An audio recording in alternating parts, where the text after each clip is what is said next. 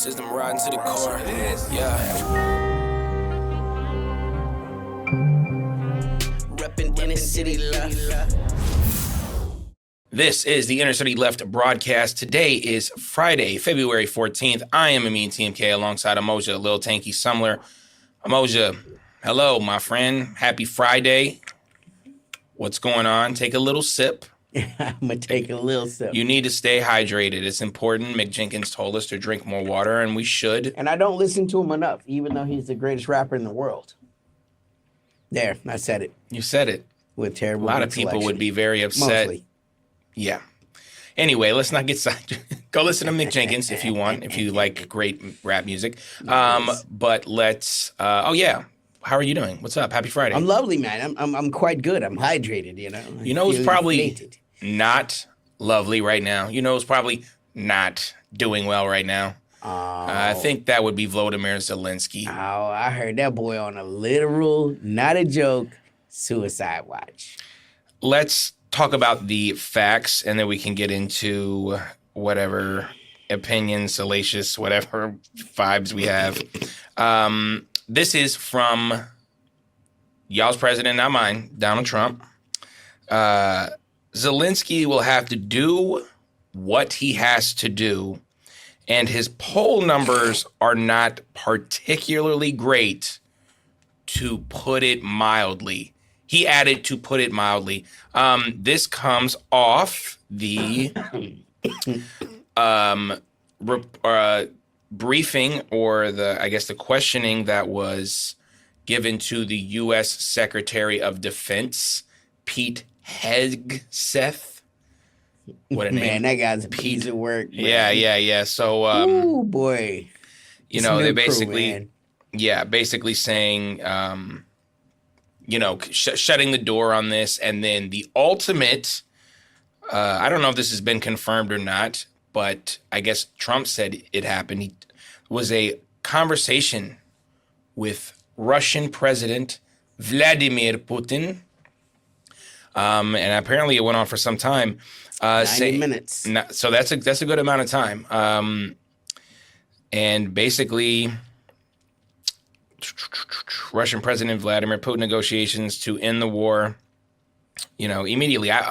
Let's A, respond to all of that, and B, do you think it will be that tidy as we move forward with the possible de-escalation of the Russia-Ukraine conflict? What have we been saying for years? Certainly the past 6 months. Got to wrap this shit up. This wasn't even, the way that he's going to see it. He's going to see it like, this wasn't even my passion project. This was somebody else's passion project. And now I'm just the president. And I ain't have no dog in this fight.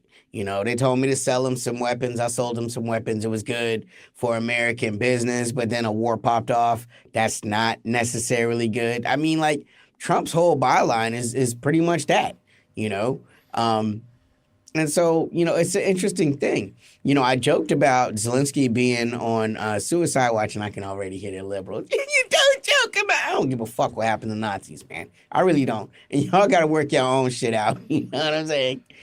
He made stupid choices, and now he's about to pay stupid prices. We joked about it. How long until, I feel like he's going to go the way of so many people that have played these games for the United States, up to and including Saddam Hussein, up to and including, Marcos in the Philippines, right? The United States, Manuel Noriega. There's such a long list of guys that play the military tough guy for the Americans and then get discarded. And what about President General? President General Sisi. Yeah, I mean, you know what I'm saying? Pinochet is the grandfather of all of them. At least he got to live out his reign, though. The United States stayed with him because if it wasn't him as the communist, then they could never win. Fascists are always better than communists. Has been the foreign policy of the Americans since World War II. That's not even controversial. And so Zelensky finds himself in a place that's it shouldn't be a surprise. He should have always prepared himself for the possibility that he was getting played when he was playing for a partner that had been duplicitous the whole time. I mean, how many times had the Americans tricked the Russians? You never considered the possibility the Americans might be tricking you? I mean, that's just not a good leader. That's not a smart leader. He sold out the mineral wealth of the country. He's given a significant portion of the population to the war gods. At least as large a population has died on the battlefield has left the country, never to return. He's destroyed the country. And now he's worried about his political career. I mean, that's the cowardice. I mean, that's the least important thing. He's made hundreds of millions of dollars off of this, and financially, he's just fine.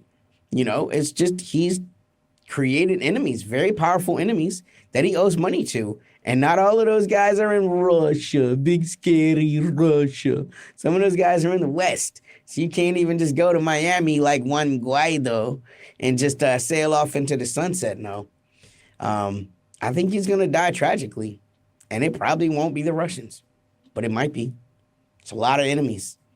Straight Carlito's way, And when you can't see all the angles no more, you in trouble, baby. He's a man that's rightly worried. I find it interesting that the Americans are moving with such haste. And again, leads me to believe that bigger operations are at play and they want to keep those forces flexible. The United States Navy just sailed a force through the Taiwan Strait. China had a comment about that. We've got the possibility of the ceasefire breaking down Saturday. On one side, you have, Qassam and all of those guys saying they're going to follow the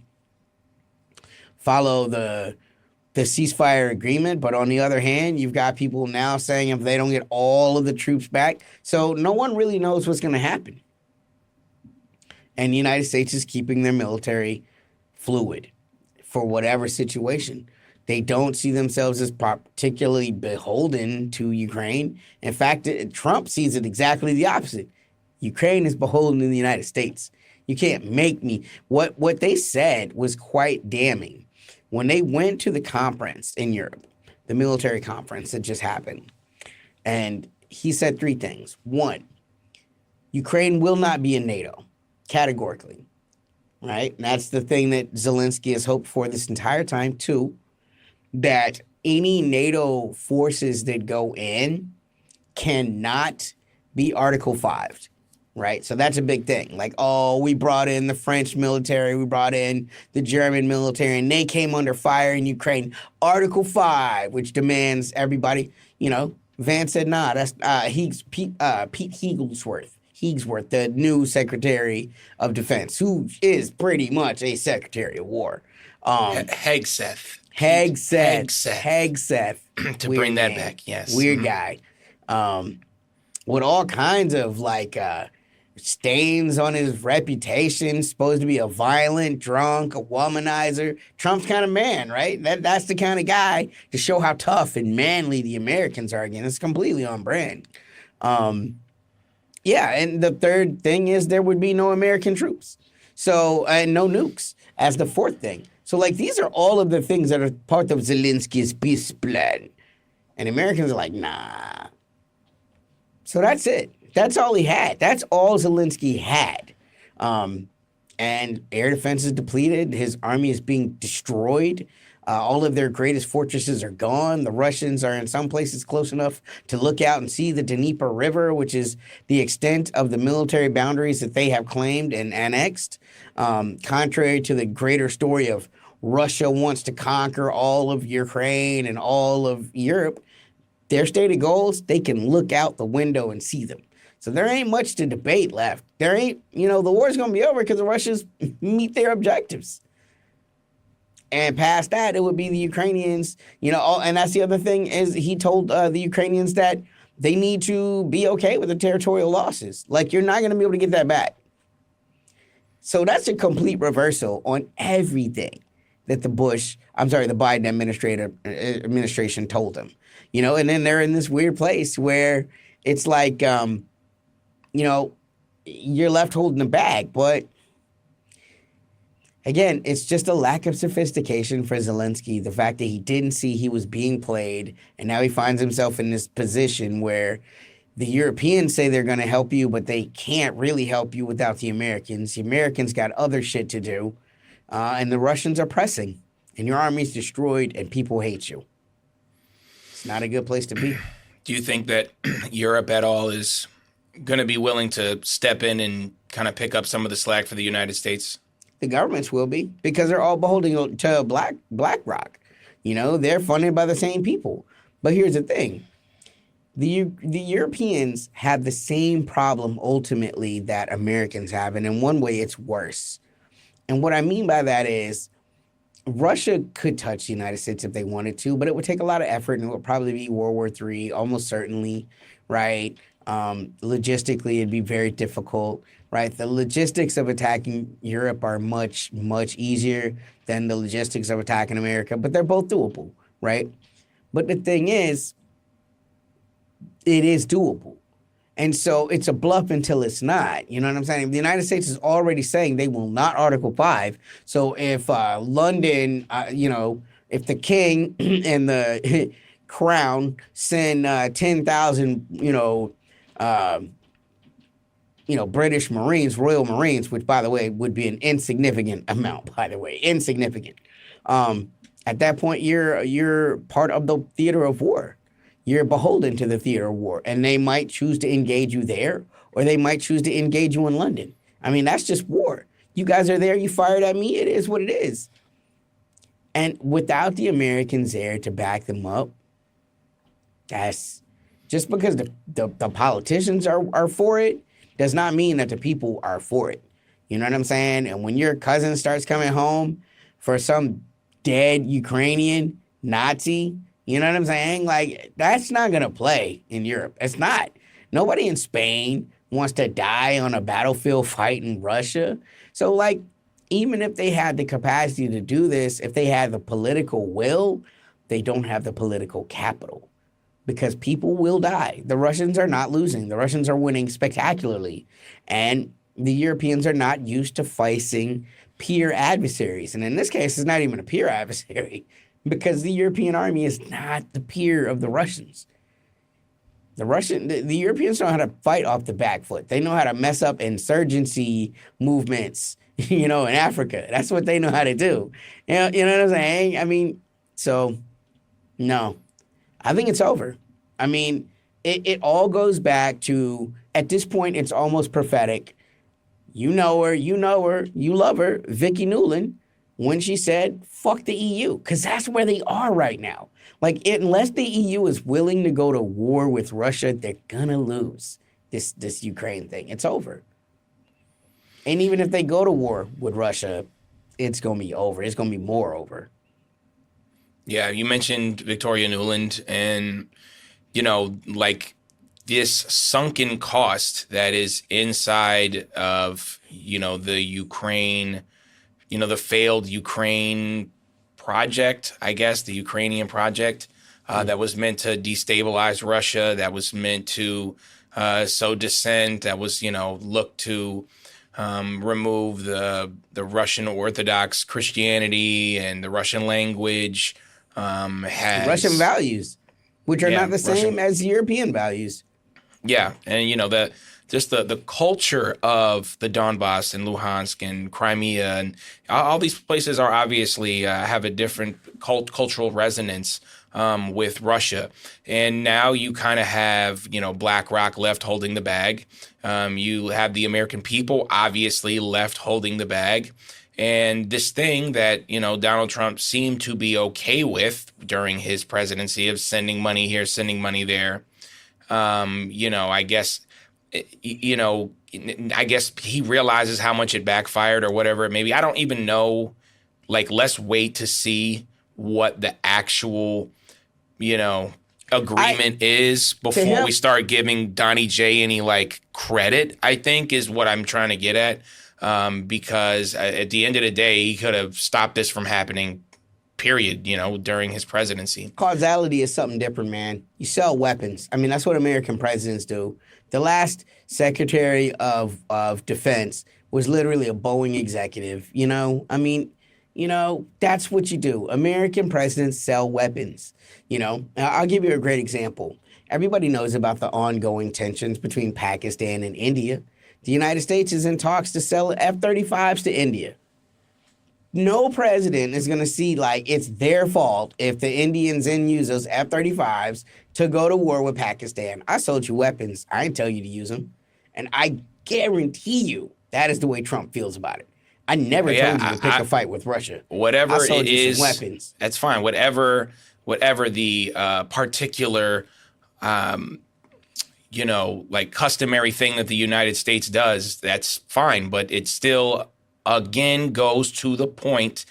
Like, you can't, I'm sorry, I don't agree that you can just sell somebody weapons and wash your hands and walk away. No. When you make it, because you don't sell to everyone. You're right. You pick and choose who you sell it to. So it's absolutely a geopolitical statement when you sell it to somebody like, hey, we got your back in terms of this. We have, it is a bit of an allyship, I feel like, when you sell somebody weapons, because again, you don't sell it to everyone. And regardless, again, I'm waiting to see what happens with the actual P word, the policy, and how because right now there is still, battles occurring. There is still a fight, a special military operation happening. So yeah, anyway, go ahead. I always got these analogies, man. I think about Casino when Nikki Santora starts having sex with Rothstein's wife, and he's like, I don't know what to do with this crazy, right? The Sharon Stone character, that's Zelensky. The Americans got in bed with this crazy dude. They put him out there like he's some kind of huge peace man, the way people imagine Gandhi is, which how he really is a whole nother conversation. The way people imagine Nelson Mandela, some big epic peacemaker, freedom fighter, but he's really a crazy Nazi. Yeah, that's what the United States does. They get in bed with these unhinged leaders who are absolutely authoritarian, who absolutely are repressive. Because they are more likely and more inclined to be okay with the deal. Right. And someone who has more of a nationalist pride or has more of, socialism, whatever we want to call it, regardless of if they'd like to take a step away from the Western IMF kind of, economic system, well, we can move on to BRICS now. Those opportunities are available. So there really is not that big of a reason to want to deal with the West unless you like that, you enjoy that corruption and you like to see that and you want to, again, be a part of, their... But crazy is crazy, and crazy takes it to another level, right? Because what's the thing that he's been nonstop talking about for the past 2 months, at least, really almost going back to summer? Oh, Ukraine should have never gave up their nuclear missiles. We should have never gave up our nuclear weapons. Though we've talked about many times, they never owned them. He's been obsessed with this. The Kursk incursion was all about capturing the nuclear reactor in Russia, in that area. He's continued to try to attack the Zaporizhia nuclear power plant. That's undeniable. You have IEEE UN inspectors saying that they've come under fire from the Ukrainians. It wouldn't make sense for it to be the Russians because the Russians are operating the plant. They've already captured it without firing on it, by the way.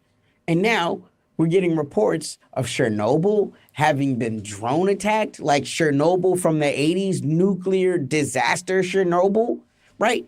When, let's again be honest, there's no reason for the Russians to attack Chernobyl. And if they did, they wouldn't use a drone. They'd use an Iskander. They'd use a Caliber missile. They'd use one of the missiles that they've been using all across their attacks, right? But instead, you get this crazy Zelensky who is obsessed with nuclear war and having nuclear capacity, right? It's the only person that makes sense. And once again, it just goes to show, he's become unreliable in a way that's dangerous for lots of people, not just Russia, not just Ukraine, but now becoming dangerous for the world. Because it's in no one on Earth's interest for there to be a nuclear incident at Chernobyl. And the Europeans should be more afraid of this than anything they're saying about Putin. This should have crossed several red lines for them because this is behavior that shows a pattern of instability that is reckless. Yeah, no, well said, well said. This is my last question, we are now we're going to gain a little bit of perspective. If this, again, I'm not saying it's over yet. There's a lot of conversations, real conversations that makes it look as if it's coming to a close, but it's not come to a close yet. I just want to say that. But if it does come to a close, which I think it will by one way or another, you're going to look at another war the United States has used another country as a proxy or been involved in some capacity or funded primarily that they lost terribly. The one before this, I would say, is Afghanistan. And there's many more examples. And then also, if you're Taiwan, right, you're watching this and maybe, hopefully, your eyes are going to be opened. So I know you don't like when I say, like, what's the legacy of this or what's this, but put, if you can, a small amount of perspective on this war for, the American taxpayer, the Ukrainians, the Russians, and the world in general. If I was a Taiwanese separatist, I would actually be empowered by what's happening, right? Just based upon the way that they think, I'm looking at the actions of the empire. I'm looking at the fact that they gave an incredible amount of military aid. They gave intelligence aid, all of this to Ukraine. And it's going to be a tendency to say, Zelensky just messed it up. It's Zelensky's fault. If they would have treated us like this, we would have won. And the other thing that you're going to draw from this is the Americans are leaving the Ukrainians, which is going to free them up to help us. I think they're going to draw all the wrong conclusions from this. You would think they would see that these people are disposable, but it's like the girl that gets with the cheater. I mean, you feel like, well, he's not going to do that with me. You know what I'm saying? Taiwan feels special. And they're going to be disavowed of that very, very soon. I think it would have played out a little bit different if Kamala had won. But, Trump is so transactional. Like, he's already begun to threaten Taiwan. Like, can you make it worth my while to defend you? He's had a little bit of ambiguity in a way that the Bidens didn't. I mean, Biden specifically said if China militarily engaged Taiwan, that it's World War III. Like, Trump has said, you guys are stealing our value. We used to have Intel, and now Intel the company, not intelligence, right? And it's like, now all of our chip making is done there, and these are the things that they used to say about Hong Kong too. In the 90s, Hong Kong did all of the Western tech work. And when it went back to the homeland, China, right? Everyone thought, oh my God, the tech industry is going to crash. How will the Chinese be able to, move in a modern technological environment? And no one noticed. You know what I'm saying? Like, in fact, because of the advances that were already happening in the mainland, like, Hong Kong was actually a little bit less important because they were already past them. And almost all areas of true technological and manufacturing output, China dwarfs Taiwan. They're insignificant. It's like, it's less, it's the kind of gulf that you would get with, like, I don't know, Oregon's output versus, like, the rest of the United States, right? I mean, it's that severe. Like, the one area that they have a lead in is lithography, which is like making the wafers that make CPUs, processing plants. But China's right on them, right? Because of the sanctions, they've been forced to do this kind of work in-house in such a point, whereas they were about the fourth or fifth in the manufacturing and technology, and now they're second. right? They've surpassed the South Koreans. They've surpassed the Japanese, which no one would have believed that in the 80s. You know what I'm saying? And so it's just a matter of time. They have all of the resources. It's a national security imperative. They want Taiwan because Taiwan is part of China. They don't want Taiwan because they need Taiwan. And that's what Hong Kong learned, and that's what Taiwan's gonna learn. It's provocative, but I don't think that Trump is ready for this war because specifically, what's he doing, right? He's going to Russia and he's going to China, and he's like, well, we all three of ourselves agree, 50% off on our military spending, which again, right, if the United States was serious, that would be so great. It would be great for pollution. It would be great for anti-oppression. It would be great for the world. But the United States has proven over and over again, whether you're talking about Bretton Woods, whether you're talking about non-expansion of NATO, whether, you're talking about any of these, the deal with Iran, you can't trust the United States. They're not going to keep their word, So if you were to cut back 50%, you could never be sure the United States would. And at any point, if they had a military advantage, they would utilize it. But the very fact that he's talking about it is a shocking thing because American presidents don't say that, especially when they have the advantage, right? Hey, everybody, let's spend a little bit less. He wants them to spend less because he knows that Russia and China are outproducing them. America spends more money on defense, but the things that Americans buy for their military cost way more.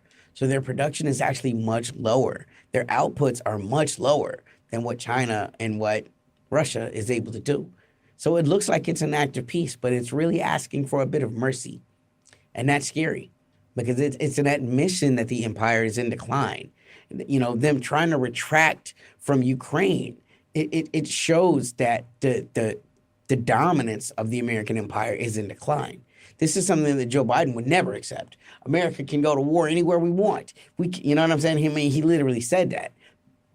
Trump is like, we actually can't. In the places where we want to go to war right now, we need to move forces away. He's moving forces away from one area to put them back into another area. Yeah. That's as clear-cut an indication of the empire shrinking as anything I could show you.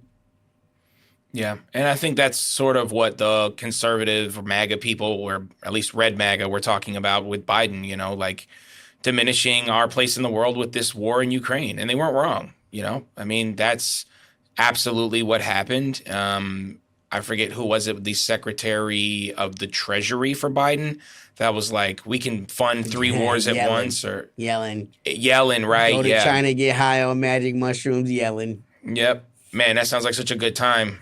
If you want to fly the kid out at any time for a special trip, I would be totally down. So yeah, that's that. I want to give a shout out to our podcast listeners. You can't see our lovely faces, and they are lovely.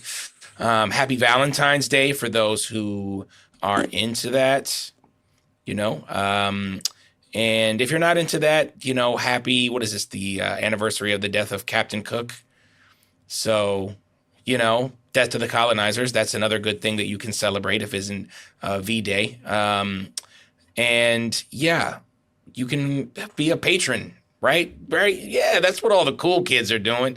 You can link up at patreon.com/InnerCityLeft. Let's give a shout out to History Will Absolve Me, Sophia San Marco, Kate Sauer, Monica Marciel, Laura Joel, Nikki Infield, Nat the Rats.